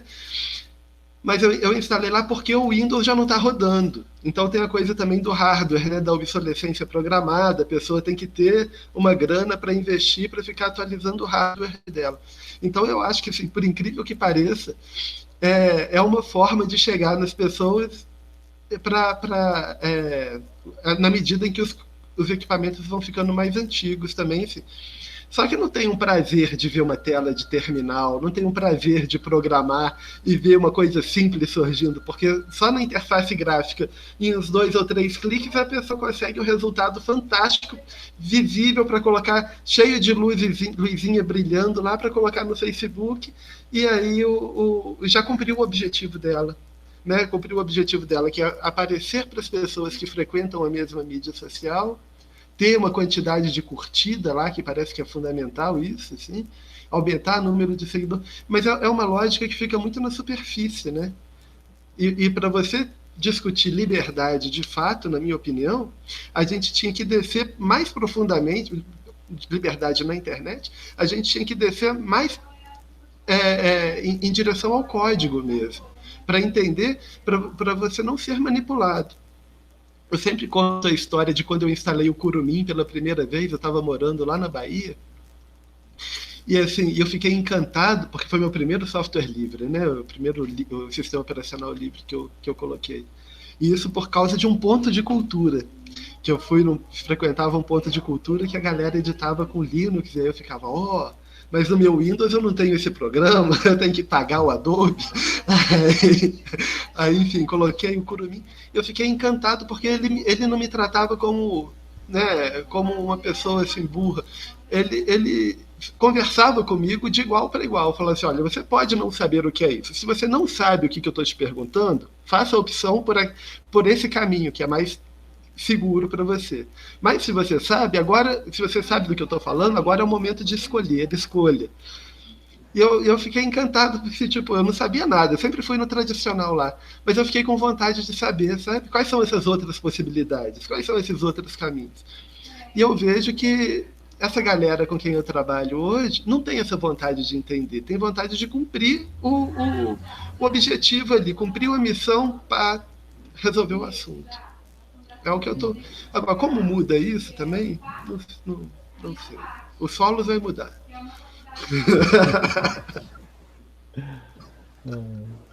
É muito reflexo dessa sociedade imediatista e tudo no imediato. É terrível. E realmente uma coisa difícil de mudar, né? Como mudar isso, né? Eu acho que a gente tem. Estrutura. Desculpa interromper, mas eu acho que a gente tem mais um nível aí, né, a adicionar. Eu acho que hoje em dia, para além da questão da cooptação da infraestrutura que a gente já teve, a cooptação da geração de conteúdos, né, a gente está tendo também agora a cooptação de comportamentos, né, através dos processos de modulação pela rede. E isso que a gente precisa ficar muito atento. Essa cooptação de comportamentos, eu acho que ela existe junto com a comunicação de massa, né? Eu acho que só que agora ficou muito intensa, né? A gente chegou num nível muito elevado. Essa cooptação colocada, isso também, assim, pela proposta hoje que se coloca dentro das grandes corporações do que eles chamam de indústria 4.0, essa cooptação e esse volume de informações que tem é fundamental, porque a indústria 4.0 ela vai aplicar o quê? A inteligência artificial nos processos.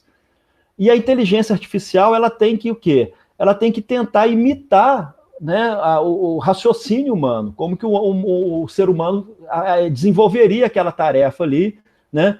Então o computador ele tenta simular isso. E para fazer isso precisa de quê? De um acervo de conhecimento. Então, esses dados que estão todos sendo captados pelas grandes indústrias, Facebook vende, a Google vende, né, esses dados para as grandes corporações, é justamente para quê? Para entender o comportamento humano.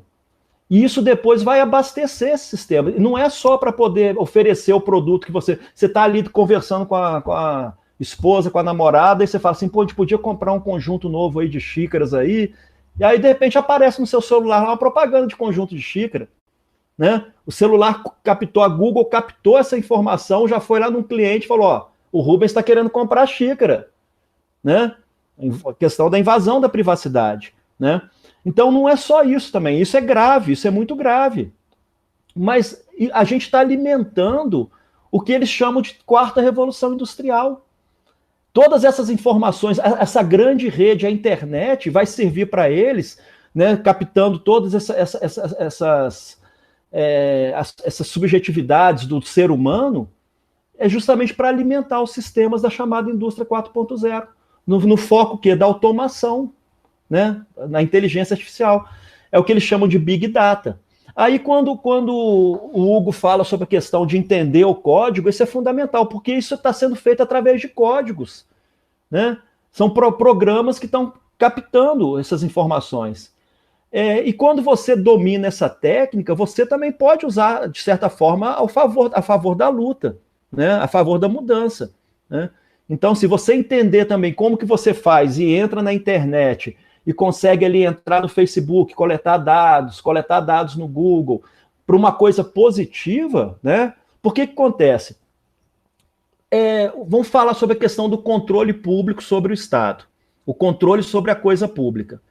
Para você ter controle de alguma coisa, você precisa de informações. A informação é a base desse controle. Então, o que está acontecendo é uma questão inversa, né? Não é o cidadão que está tendo informações suficientes para poder fazer o controle público. Não. É o setor público, o Estado, né? Não isento, mas amando das grandes corporações, né? Que estão, através de legislação, né? Porque não é o Estado que vai lá e pega o seu dado, é o Facebook, né? É o Google, é a grande corporação, mas não existem leis, não existe uma legislação que te proteja de forma eficiente. Aí o que o WhatsApp faz? O WhatsApp, em vez de tentar combater a fake news, ele prefere limitar a sua capacidade de distribuição de uma informação. Então, se você tem ali uma informação que você quer passar para um grupo de 10 pessoas, você não pode, você tem que ir de 5 em 5. Né? Mas por quê? Porque a gente tem que saber até em que ponto há realmente o interesse de se combater isso, né? A gente tem que buscar essa informação aí. O exemplo da Cambridge Analytics, né? A Cambridge Analytics é um exemplo claro, né? Que desenvolveu algoritmos que capturam dados da internet, né? E conseguem influenciar em eleições. Ó. A eleição dos Estados Unidos e a eleição do Brasil são exemplos de influência da Cambridge Analytica, que consegue captar a informação dos usuários, entender o sentimento desse usuário e criar publicações que vão bater direto no sentimento dele, do que ele sente. Ele vai identificar com aquilo. Aí, por trás daquela mensagem que ele identificou, está vindo uma mensagem fascista, né? Uma mensagem de destruição dos direitos. E ele vai pegar e compartilhar aquilo para um monte de gente, né? Então, assim, eu acho que existe o problema da infraestrutura, que está na mão da iniciativa privada. Tem, de certa forma, o problema do acesso, onde que o conteúdo é empurrado para a gente, mas a gente ainda consegue contornar. Se você buscar, você consegue ainda achar conteúdo de qualidade na internet. Mas esse problema da privacidade é um problema muito grave.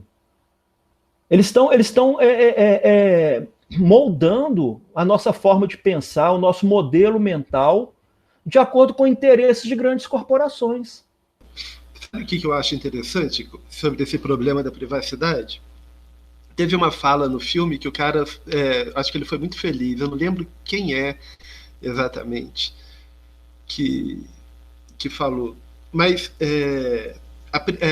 privacidade para o indivíduo e transparência para o governo, né? Agora, é justamente o contrário, né? Igual você falou. O indivíduo não tem privacidade e nem o governo, e a gente nem consegue ter a transparência do governo, porque atrás, se o governo for transparente, se o Estado for transparente, vai aparecer as corporações logo atrás, né? Então, assim, o Estado é tipo um firewall, eu acho. Assim, ele está na frente, é uma cortininha ali que, se você abrir, opa, apareceu quem não podia, quem não pode ser visto. E é uma coisa muito interessante, porque quando eu comecei a falar lá do IDEC e do ITF, do Intervoz, o próprio Pedro Ekman, ele fez vários vídeos para o PSOL, né? Na campanha para o Boulos e tal. Eu acho que ele é vinculado a partido, enfim, Marina Pinto, acho que não, mas ele é. Só que, assim, quando é tudo claro, você consegue achar as coisas, né? Você consegue achar a informação da Marina Pinto, você consegue achar a informação do Pedro Ekman, você consegue achar a informação de todo mundo que está lá, porque está tudo publicado, o nomezinho das pessoas, a trajetória de cada um. Você consegue ver a consistência ali do trabalho que a pessoa faz, do engajamento dela, que ela atua no sentido, assim, ideológico.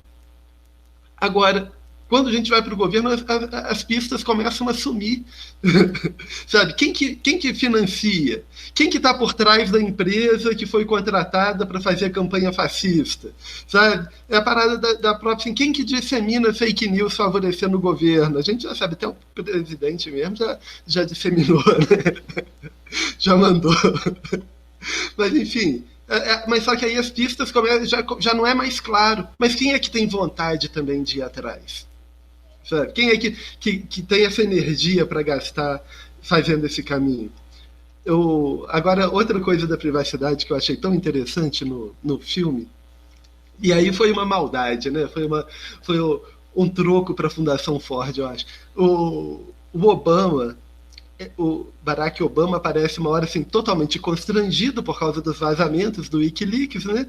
Falando, a gente não vai conseguir ter 100% de segurança e 100% de privacidade, né? E o jogo todo lá, o argumento deles é com base no terrorismo, a gente sabe que é furado tudo. Mas aí o Obama fala isso, né?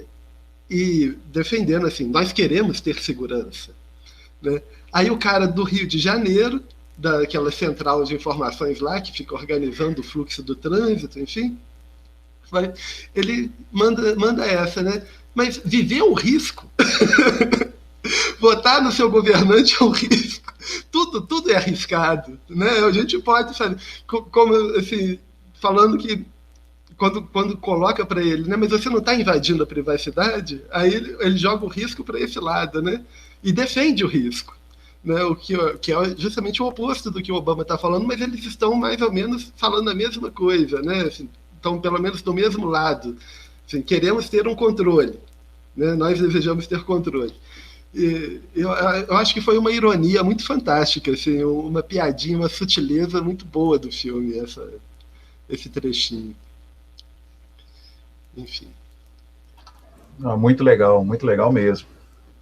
E como que muitas vezes a justificativa para... Eu tô me metendo na conversa de vocês, gente, desculpa. Eu prometi que eu ia ficar mais fora. Mas, assim, eu acho interessante como que muitas vezes também as pessoas justificam, né? Tem a questão do terrorismo, a questão da segurança e tal, né? Que muitas vezes é utilizada como justificativa para a gente abrir mão de vários direitos, né? Não só da privacidade, mas o direito de ir e vir e uma série de outras coisas. E como que muitas vezes também apelam à questão moralista, né? Mas você está preocupado com privacidade por quê? Você tem alguma coisa a esconder? Né? Você está fazendo alguma coisa errada? Então, assim, a gente vê que muitas pessoas, diante dessa questão, elas falam assim, não, mas eu não faço nada de errado, né? Eu sou um típico cidadão de bem, né, não faço nada de errado, então não tem problema, minha vida está aí aberta. Né? Mas a questão não é uma questão de moral só, né? De certo e errado.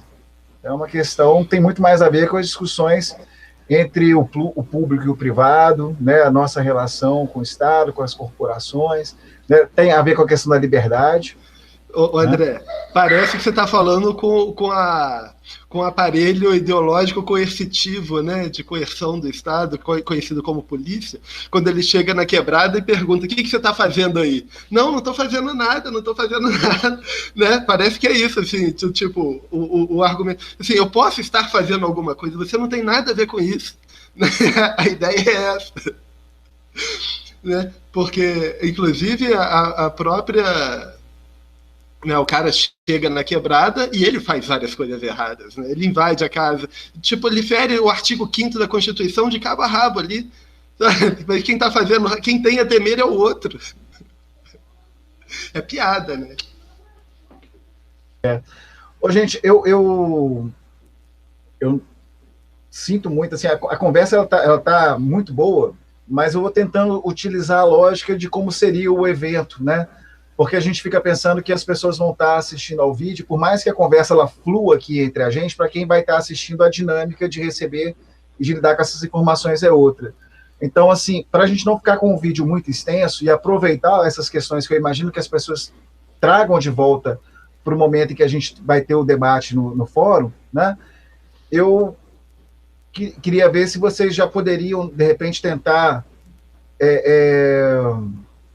caminhar para alguma observação, ou algum comentário, ou para um encerramento, pode ser? Pode ser. Posso começar? Pode ficar à vontade. Então, só para voltar na questão do Hugo, na questão do poder, né, de dominar os algoritmos, né, a programação, entender, isso é fundamental, porque tudo que acontece na nossa vida hoje está sendo regida por algoritmos. Aí, ó, Python, aí, ó. uma linguagem ótima para justamente coletar esses dados, analisar esses dados na internet, né? É importante. Né? Porque os algoritmos que estão hoje nessas plataformas e estão regendo nossas vidas hoje, esses algoritmos eles vão perpetuar a desigualdade social. Eles são algoritmos que estão focados, né, na perpetuação da desigualdade social. E ninguém se pergunta assim, como que esses códigos afetam a sociedade? Porque a gente está sendo o tempo todo monitorado. Se você tem uma conta Google, meu amigo, você está monitorado o tempo todo, ele sabe onde você está, a hora que você está. A Google te fornece as informações. Sim, se eu entrar numa página da Google, eu consigo saber lá no dia tal, hora tal, onde que eu estava. Vai estar lá no mapa, mas não é só eu que sei. Ela pode usar essa informação para qualquer lugar, né? O Facebook fica capturando o seu gosto, fica mandando notícia só que interessa para ele, né? O algoritmo filtra isso tudo. A própria questão da uberização, né? Os aplicativos, ou seja, o controle do trabalho humano sem uma ligação direta de relações de trabalho, né? E são algoritmos que, de certa forma, eles poderiam estar sendo usados de outro modo, né? Numa outra sociedade, para poder justamente tentar criar uma sociedade mais auto-organizada, né? Imagina um aplicativo com Uber. Eu estou querendo levantar a discussão agora da questão seguinte: existe toda essa problemática que a gente está vendo do acesso, né, do tráfico, mas essas tecnologias elas não podem ser jogadas no lixo. São tecnologias que, se forem bem usadas, elas podem ter uma nova proposta de sociedade, né? E assim, só para poder ver a gravidade, dois exemplos que eu quero colocar, um do filme e um outro do que eu li na internet outro dia. Primeiro, a questão da naturalização do roubo de dados pessoais. Né? Quando eles chegam lá, falam assim, não, eu não posso estar com o microfone aqui, mas a internet pode estar ligada, escutando, gravando tudo que vocês estão conversando, transmitindo, né? Isso pode, porque é um ser diferente. Essa naturalização é uma coisa imposta pelo próprio capitalismo. Porque o capitalismo ele tenta mostrar para você que esse mundo é o mundo natural do ser humano, que não é uma coisa construída de cima para baixo. Não é uma coisa imposta como uma ferramenta de dominação, né? É uma coisa construída, né? É natural o mundo capitalista. Então, da mesma forma que o capitalismo naturaliza muitas coisas, essa questão dos dados está sendo naturalizado. Por exemplo, eu sou uma pessoa que tomo muito cuidado, mas se eu não tiver meu aplicativo Google, se eu não tiver meu GPS ligado, eu não sei para onde que eu vou, a gente depende dessas tecnologias. Mas só que elas estão usando, os algoritmos usam elas, né, de outra forma, de uma forma mais ligada às necessidades das grandes corporações, e não das necessidades nossas. Então, assim, o primeiro exemplo que eu queria dar essa naturalização. Um outro exemplo que eu queria também dar da questão do algoritmo é o seguinte: o Raul Seixas, ele tem uma música, se eu não me engano, Raul... as aventuras de Raulzito na cidade de Thor. Eu acho que é esse o nome. Que no final da música ele fala o seguinte, que a sociedade se tornou tão complicada que ficou frágil como um computador. Que se uma criança descobrir o calcanhar de Aquiles, com só palito para o motor. Então, o mundo virtual ele é muito frágil. Se a gente descobre o calcanhar de Aquiles, a gente consegue parar. Um exemplo que eu vou dar para vocês, que é um exemplo mais bobo que tem. Um artista plástico, um artista da Alemanha, não sei se era Alemanha, também não lembro o nome dele, eu tentei procurar na internet aqui agora, mas não consegui. O que ele fez? Ele pegou um carrinho, desses carrinhos que você sai puxando, com 4 rodinhas, que criança usa muito, pegou um carrinho desse e botou dentro desse carrinho 90 celulares ligados. E saiu andando pelas ruas da cidade. O que o Google fez? Começou a desviar todo mundo de rota, porque entendeu que ali estava tendo congestionamento de trânsito. Eu achei ótimo isso. E isso foi uma intervenção artística. Como o Hugo. Você sabia, André? Sabia que eu conheci o Hugo através de uma intervenção artística? Eu atravessando a rua de Juiz de Fora, eu olho para o meio-fio, eu não lembro muito bem o que estava escrito, mas foi uma frase escrita no meio-fio, entre uma faixa e outra, que me chamou a atenção. E eu fiquei com aquilo na cabeça. Quando eu cheguei na van, que a gente pegou uma van para dar aula numa faculdade fora de Juiz de Fora, eu comentei sobre isso e sobre essa frase. Aí a Ana, que trabalhava comigo, virou e falou assim: ah, é meu namorado que fez isso. Aí a fama do Hugo chegou antes de mim. Agora, para encerrando mesmo, eu vou... A gente fechava faixas de trânsito na juventude. Só para encerrar, então, André, e para poder fazer uma provocação aqui também, com uma outra dica de leitura, que eu acho muito importante, que é justamente para entender essa relação entre o capitalismo e as inovações e as novas tecnologias, que é esse livro aqui que eu já mostrei, que é o Neoliberalismo ou Crise do Capital, do Cláudio Katz e Oswaldo Cotiola, é da editora Xamã, de 96, é muito difícil de achar, mas essa parte específica do livro que eu estou falando, eu escaneei ela para disponibilizar como material, tá? Que é uma parte onde que o Cláudio Katz, ele discute as 7 teses sobre as novas tecnologias da informação. Então, assim, eu vou encerrar minha fala lendo essas 7 teses da tecnologia, que aí é uma coisa importante também para a gente pensar e até debater no futuro, né? Que, inclusive, responde muito das questões que a gente colocou antes aqui, né? Desculpe, não responde, mas aprofunda no questionamento e no pensar. A tese 1 dele, tese 1, atravessamos uma revolução tecnológica baseada na aplicação de novas tecnologias da informação. Essa é a primeira tese. Segunda, a principal limitação desse processo é a continuidade de uma crise econômica capitalista de longo prazo. Tese terceira, enquanto persistir a crise, predominarão os impactos destrutivos das novas tecnologias. Tese 4, existe uma contradição, aí, André, nesse ponto aqui da tese 4, ele discute muito bem aquele ponto, aonde que nós nos perdemos em relação à internet, né? Por que se propôs uma coisa e agora tem outra totalmente diferente do que a gente queria, né? Tese 4, existe uma contradição entre o explosivo crescimento das tecnologias informáticas e a perdurabilidade da crise, que acaba por frear o desenvolvimento pleno dessas tecnologias. Tese 5. A informática é um dos principais cenários dos confrontos entre os monopólios em curso. Tese 6. Existem diversas... Aí ele já dá um ponto assim, fala assim, peraí, essa tecnologia a gente não vai jogar fora, né? Tese 6. Existem diversas expressões de um desenvolvimento potencialmente alternativo, cooperativo, democrático e não comercial das novas tecnologias. Aí eu queria só dar uma lida aqui num trechinho pequenininho aqui da página 8. Da página 108, quer dizer. Lá vai, ó. Olha só. A administração pública autônoma, a eleição popular das autoridades, a substituição dos critérios de rentabilidade por normas de utilização social prioritária e democraticamente estabelecidas são alguns parâmetros para transformar a informática no instrumento de melhoria das condições de vida da população, né? Buscando o quê? A emancipação humana. E a 7ª e última tese dele é sobre novos princípios de organização social, ou seja, numa outra sociedade que não seja essa capitalista, as tecnologias da informação contribuirão para a emancipação humana. Aí eu gostaria de encerrar lendo só esse último parágrafo aqui, então, e passar a fala para o Hugo aí.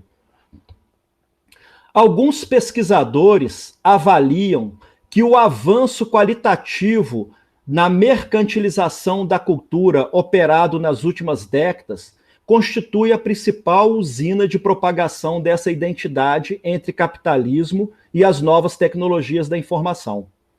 A associação nutre-se da sufocante invasão da publicidade na vida cotidiana, da apologia do individualismo consumista e da exportação do estilo de vida norte-americano pelos meios de comunicação.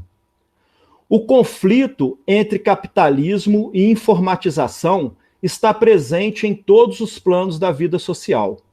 A planificação democrática é um passo rumo à emancipação do homem, porque, combinada à redução da jornada de trabalho e à eliminação do controle patronal, abre uma porta para o uso do tempo livre na autorrealização do indivíduo.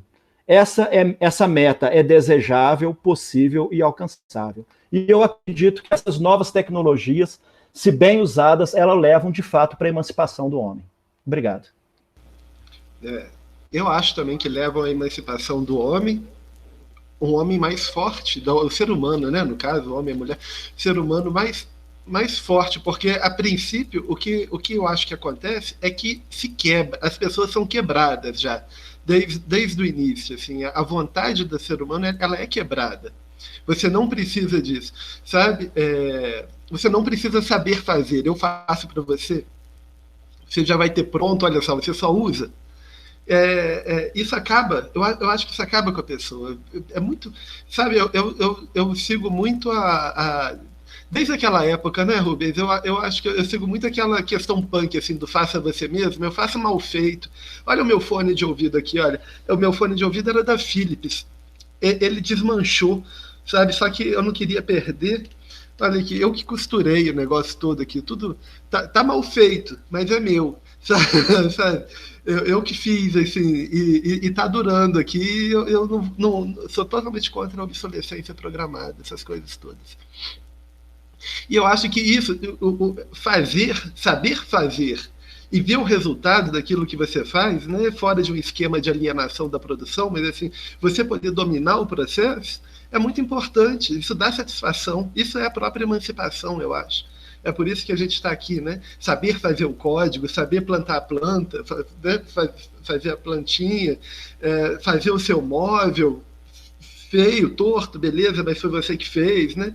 Costurar, eu costuro também. Sabe, escrever o seu próprio livro, afinal de contas, sabe, o seu tutorial, eu acho que isso daí que é a questão da emancipação e é a questão do prazer. A gente vê as pessoas hoje também, esse aumento da depressão, né? As pessoas que não encontram o seu próprio lugar no mundo. Qual que é o seu lugar? No meu lugar no mundo é de usuário das coisas que outras pessoas fazem para mim. Sabe? Isso daí não é bem um lugar, né? Isso daí... Eu lembrei do H.G. Wells, A Máquina do Tempo. Eu reli um tempo para trás aqui. Quando o ser humano fica totalmente sem problemas, né? Não é nem mais ser humano, é uma outra versão, uma outra possibilidade de existência derivada do ser humano, né?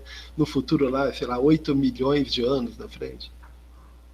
E aí ele fica sem problema e fica extremamente frágil, né? Ele não tem mais o que fazer, ele só fica lá andando, nadando, se divertindo, fazendo sexo e tal, e não faz mais nada. Porque a comida aparece para ele não sabe resolver problema nenhum. Aí, conclusão do H.G. Wells, do personagem, né, é que ele virou um gado. Ele está sendo alimentado pelas pessoas do subsolo e simplesmente isso, assim, é gado, não tem mais inteligência. Tem inteligência, existe uma inteligência ali, é ainda um ser humano, mas ele serve para alimentar as pessoas que vivem no submundo, outros seres que vivem no submundo. É muito louco isso. Mas eu queria então comentar a sua tese 5 aí, que você leu, com uma parte do filme que me chamou a atenção e que a gente pode discutir mais no fórum depois, né, André? Que é a questão dos monopólios, né? O confronto dos monopólios.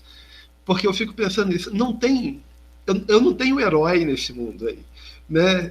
Nos grandes confrontos, às vezes assim, a Google quer fazer uma nova política de direitos autorais para poder ter tudo no Google, ter tudo online, né? Para não ter que tirar do YouTube lá, às vezes do YouTube também, ter que tirar do YouTube o trecho que é da Universal. E a Universal, que é outra grande corporação, quer manter a política de direitos autorais, 80 anos após o lançamento e tal. Isso é um saco, porque eu gosto de ter acesso aos produtos, né? Hugo, posso só dar um exemplo aqui? Você vai...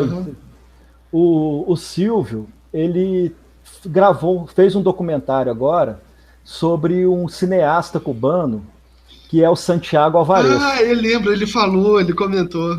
Lembra? Que ele não Lembro. conseguiu colocar uma música cubana. O Santiago Alvarez foi responsável pelo Pablo Milanés ser conhecido, né? Porque usava as músicas.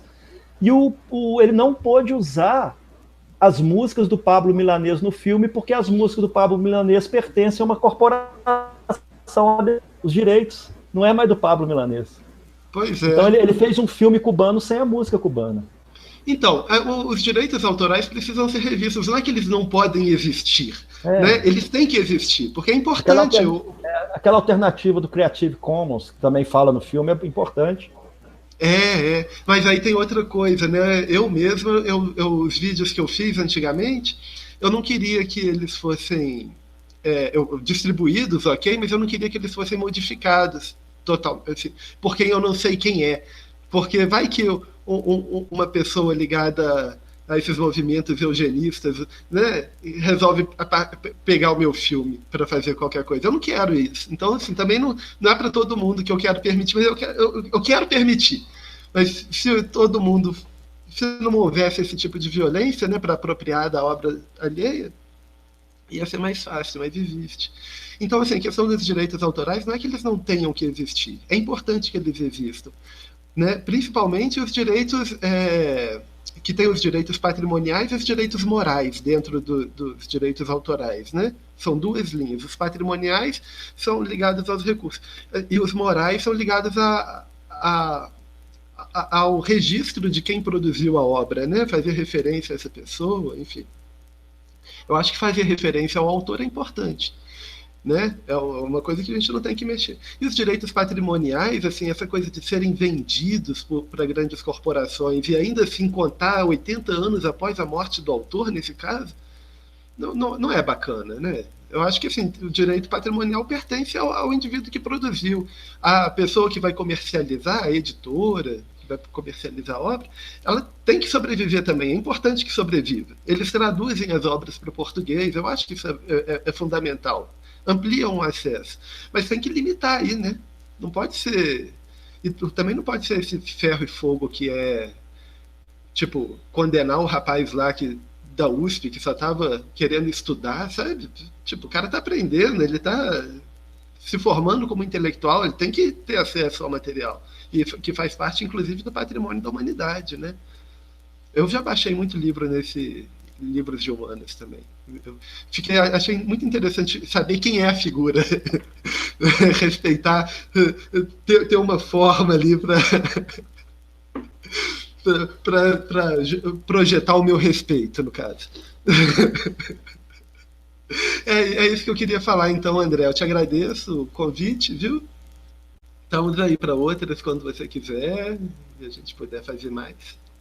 Agradeço também o convite, André. Estamos aí. Estou disponível no fórum, hein? Também. Rubens, Hugo, né, eu que sou muito grato aí, né, pela disponibilidade de vocês, e a conversa foi muito legal, assim, eu acho que a gente podia ficar conversando muito mais tempo a respeito desses temas, né, e não só por conta do nosso interesse mútuo, mas porque são temas que estão impregnados na nossa vida diária, né, na nossa e de qualquer um, né. Eu acho que quando a gente pega várias das coisas que vocês falaram aqui, que são tratadas no filme, que mostram a importância, né, o grau de importância que as tecnologias têm, né, quando a gente as pensa para além dessa mentalidade do usuário, do consumidor, né, porque quando a gente vai ver, quando vocês falam que a gente usa hoje soluções oferecidas por terceiros, né, a gente está mais nessa posição de gado, de usuário, né, nessa posição mais alienada sobre o processo de produção, não que necessariamente a gente precise saber todas as linguagens para programar e tudo mais, mas nem a compreensão sobre o processo, né, sobre as condições materiais, sobre como que circulam as coisas, a gente tem. Eu acho que esse conhecimento ele é importante. E mostra uma coisa que é muito presente, assim, já é constatado há muito tempo, né? Vocês já falaram aqui, que é essa tentativa do capital também ocupar o nosso tempo livre, ocupar o nosso tempo né, como um segundo e um terceiro turno de computação do nosso trabalho. Né? A gente produz para o capital, não só no momento que a gente está trabalhando, mas a gente produz também consumindo. Né? A nossa figura como consumidor é o nosso segundo turno de trabalho. Né? E a gente só pode ser esse consumidor que é tão útil assim ao capital se a gente está alienado desse processo. Né? A gente vê que com poucos questionamentos a gente problematiza um bocado de coisa aí desse processo todo. Né? Mas só para fazer uma referência meio aleatória aqui, né, quando vocês falaram aí, o Rubens falou dessa intervenção do camarada com carrinho, com os telefones, e falou do contexto em que ele conheceu o Hugo, né, eu lembrei de cara desse livrinho aqui, ó, não sei se vocês vão conseguir ver, Guerrilha Psíquica. Né? Você conhece, Hugo? É bom, é muito bom. E esse capítulo especificamente, a arte da comunicação guerrilha. Né? Esse processo, que eu nem vou ficar discutindo, não, mas esse fenômeno do Luther Blissé, né, há uns anos atrás, foi uma coisa que me chamou muita atenção na época. Né? Mas não vai ser o caso de comentar aqui. É um tema para outra, né? Para outra, mas foi uma coisa fantástica, assim, né? E o que eu acho interessante, assim, a gente problematizou um monte de coisa, a gente espera que as pessoas compartilhem isso com a gente, né, nos fóruns, acho que a gente pode ter uma boa discussão lá no fórum de debates, né? E eu acho que a partir daqui também, Hugo, a gente pode conversar, e com o Rubens também em outras oportunidades, né, já fica aí convidado previamente, a gente pode pensar no seguinte, né? A gente está aí se perguntando em que momento da história a gente se perdeu, né? Em que momento da história as coisas caminharam desse jeito. Mas será que só está caminhando desse jeito? Né? Será que numa escala, mesmo que seja menor, não existe uma outra internet sendo feita? Isso, né? É um debate não é? Então, o documentário mostra lá a questão das redes mesh, né? Foi uma das primeiras coisas que o Hugo fez referência quando comentou. Né? A gente tem a questão das redes livres, a gente tem a discussão do software livre, a gente tem a discussão do hardware livre, a gente tem a discussão das redes federadas, né? Que trazem um monte dessas coisas que a gente discutiu hoje. Né? Nem vou entrar mais em detalhes, não, né? Fica só citado aqui, porque senão a gente continua a conversa muito mais tempo, né? Mas eu acho que a gente pode pensar daqui para frente, né, em discutir essa questão do código, né, das licenças, do Creative Commons também é outra coisa para a gente abordar. Né? Eu acho que a gente tem bastante material para poder continuar discutindo, mesmo fora desse projeto, dessa extensão, mas a partir do grupo também, né, a gente pode ver esses encaminhamentos aí depois. Né? Mais uma vez, obrigado pela participação de vocês. Né? Obrigado você, André. Obrigado, Hugo. Beleza, eu espero que essa gravação tenha ficado bonitinha. Vamos ver se o Google, né, de fato cumpre o que promete. Né? Ou ele pode ter boicotado. O algoritmo pode ter sacado o que era o tema. Ué. Pois eu espero daqui a pouquinho receber, assim que ele carregar esse negócio no meu drive, eu espero receber a notificação de que está certo. Né? E esse é um outro problema que eu levantei lá nos solos, né?